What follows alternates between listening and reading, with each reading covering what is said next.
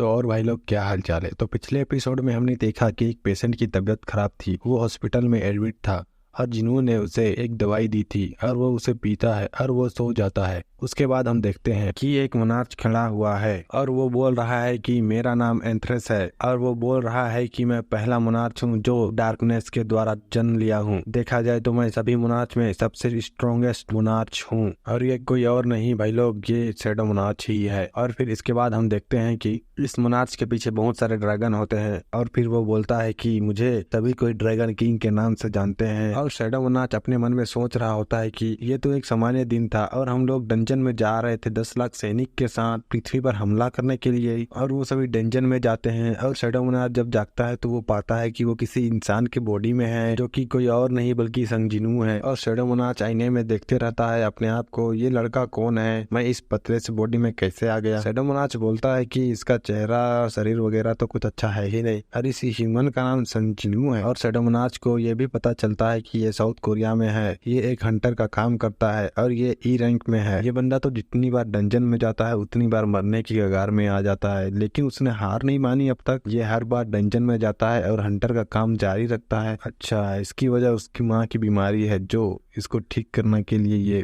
सब कुछ करने के लिए तैयार है। शैडो मोनार्च बोलता है कि मैं इस बीमारी को पूरी तरह से ठीक तो कर सकता हूँ अपनी मैजिक से, जो इसकी मम्मी को हुई है। शैडो मोनार्च यही सब सोच रहा होता है कि संग जिनू का फोन बजने लगता है और शैडो मोनार्च उस फोन की तरफ जाता है और फोन को अटेंड करता है। और संग जिनू यानी शैडो मोनार्च बोलता है, हेलो कौन।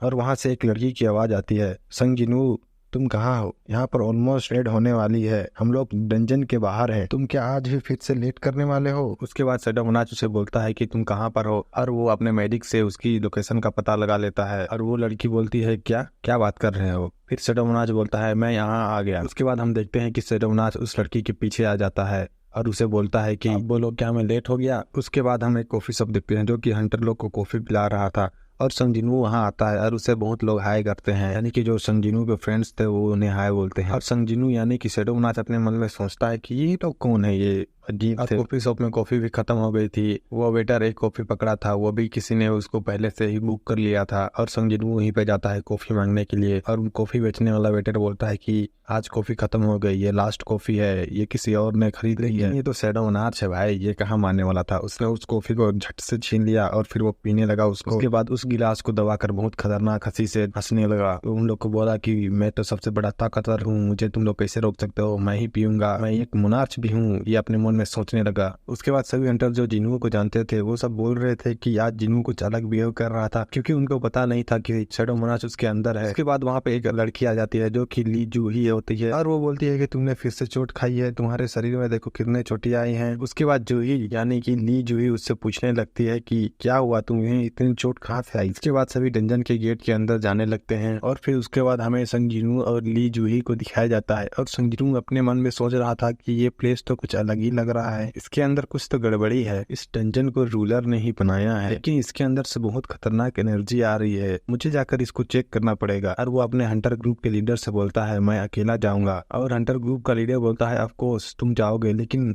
हंटर साथियों के साथ हमारे साथ जाओगे। और हंटर ग्रुप का लीडर बोलता है मिस्टर संग थोड़ा बच के रहना। और फिर सभी डंजन में जाते हैं और संग जिनू जाते ही मॉन्स्टर को इतनी तेजी से मारने लगता है कि सब लोग देखकर हैरान हो जाते हैं। कोई हंटर बोलता है कि शायद मॉन्स्टर बहुत ही कमजोर है इसलिए वो इसे बहुत आसानी से मार पा रहा है। और एक हंटर बोलता है कि मैं तो उसको देख भी नहीं पा रहा हूँ, उसकी स्पीड बहुत तेज है। और देखते देखते वो सारे मॉन्स्टर को मार देता है और वो बॉस के रूम में जाने की बात करते हैं। हंटर ग्रुप का लीडर बोलता है कि इसके लिए हम वोट कर लेते हैं, पर संग जिनू कहाँ मानने वाला था। वो हंटर ग्रुप के लीडर के गर्दन पर मार के उसे ठक से जमीन पर गिरा देता है और सभी को कहता है किसी को वोट करना है, और बोलता है कि हाँ किसी को कोई जरूरत नहीं है वोट करने की, तो चलते हैं। और उनको चलते चलते 40 मिनट हो गया और वह बड़े से दरवाजा के पास पहुंच गए। और हंटर बोल रहे थे कि ये तो बहुत डरावना है। संग जिनू अपने मन में सोच रहा था कि ये हंटर लोग तो बहुत चिंतित हैं, होना भी चाहिए क्योंकि इस दरवाजे के उस पार से बहुत ज्यादा ही एनर्जी की महसूस हो रही है मेरे को। उसके बाद जिनू उस दरवाजे के पास जाता है, उस दरवाजे को फट से खोल देता है और एक बंदा बोलता है संग जिनू नहीं नहीं मत खोलो। संग जिनू उसी बंदा का कॉलर पकड़ के उसे सबसे पहले अंदर फेंक देता है और वो बंदा बोलता है कि तुम क्या कर रहा हो मेरे साथ, ऐसे क्यों कर रहा हो? संजीनू बोलता है कि कुछ नहीं हुआ, अब हम अंदर जा सकते हैं, कोई खतरा नहीं है। और सभी अंदर चल जाते हैं और वहाँ के दिए जलने लगते हैं। और कोई बोलता है कि मैं तो यहाँ पर पहली बार आया हूँ, चलो सब कोई अलग अलग जाके ढूंढते हैं। और वहाँ पर एक मूर्ति दिखाई देती है और एक बंदा बोलता है क्या ये वो है? उसके बाद हम संजीनू को देखते हैं और वो बोलता है वहाँ देखो, और वहाँ पे एक स्ट्रक्चर दिखाई देता है, वहाँ पे कुछ लिखा होता है। और एक बंदा बोलता है कि कोई इसे पढ़ सकता है। और संजीनू बोलता है क्या गधा है ये,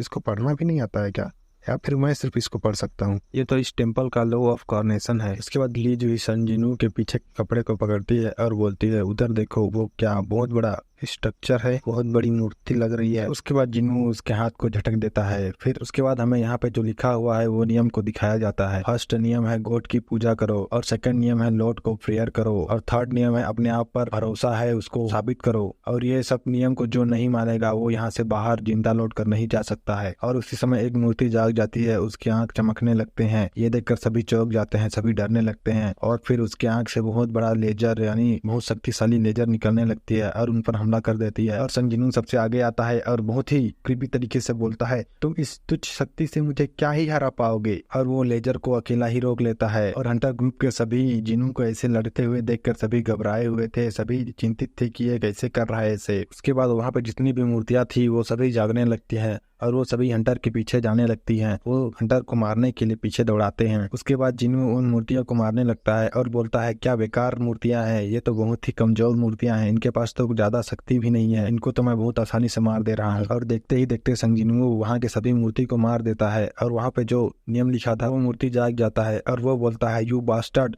तुम कौन हो? मैंने इतनी मेहनत से इस टेम्पल को, इस नियम को बनाया था और तुमने इसे इतनी आसानी से कैसे बिगाड़ दिया? और जिन्नू उस मूर्ति की ओर भाला फेंकते हुए बोलता है साइलेंस। और वो भाला उस मूर्ति को लगता है जिससे वो बहुत ही ज्यादा घायल हो जाता है। और जिन्नू बोलता है कि मैं तुम लोग से फाइट करने नहीं आया हूँ, जो छुपा हुआ है वो बाहर निकलो। उसके बाद वहाँ पे मोनार्च ऑफ डिस्ट्रक्शन बाहर निकलता है और मोनार्च ऑफ डिस्ट्रक्शन बोलता है कि हम दोनों की राहें एक ही थी, पर तुमने यहाँ आके गलती कर दी, तुमने मुझसे दुश्मनी कर दी। मैं यहाँ पर आज ही तुम्हारे साथ जो रिश्ता था उसको खत्म करके तुम्हें मार दूंगा। और संजीनू यानी कि शैडोमोनाश बोलता है कि मुझे मंजूर है, चलो आ जाओ। ये बोलते हुए शैडोमोनाश आगे बढ़ता है और दोनों आमने सामने होते हैं। और शैडोमोनाश बोलता है हमारी लड़ाई ऐसे जल्दी खत्म नहीं हो सकती है। उसके बाद जिन्नू अचानक से जाग जाता है और वो सोचने लगता है ये तो एक सपना था और मैं सपना देख रहा था। जिन्नू अपने सर पर हाथ रख के सोचने लगता है कि ये कैसा सपना था। और उसके शैडो सोल्जर भी बाहर आ जाते हैं और उसको देखने लगते हैं। और ये एपिसोड यहीं पे खत्म होता है। तो भाई लोग ये एपिसोड में जो कुछ भी हुआ वो सिर्फ जिन्नू का एक सपना था। तो मिलते हैं अगले एपिसोड में।